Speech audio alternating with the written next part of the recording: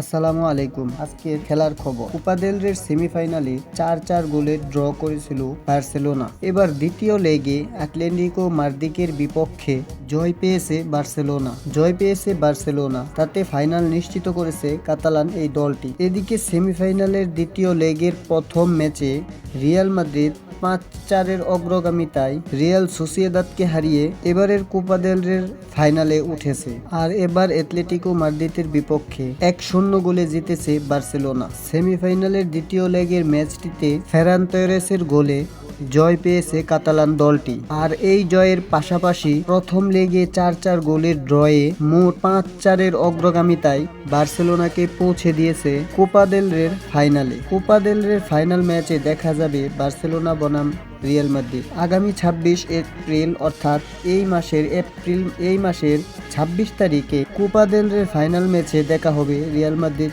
ও বার্সেলোনাকে। আবারও সেই দুই বাগে বাগে লড়াই হবে। তো সকলেই খেলাটা উপভোগ করবেন। এবং গত দুই ম্যাচে রিয়াল মাদ্রিদ বার্সেলোনার কাছে লজ্জাজনকভাবে হেরেছিল। তো দেখা যাক এই ম্যাচে কি হয়, তা অবশ্যই আপনারা এই ভিডিওর কমেন্ট বক্সে জানিয়ে দিবেন। আর আমাদের এই চ্যানেলটি সাবস্ক্রাইব করুন এবং পাশে থাকা বেল আইকনটি ক্লিক করতে ভুলবেন না। Thank you. আল্লাহ হাফেজ।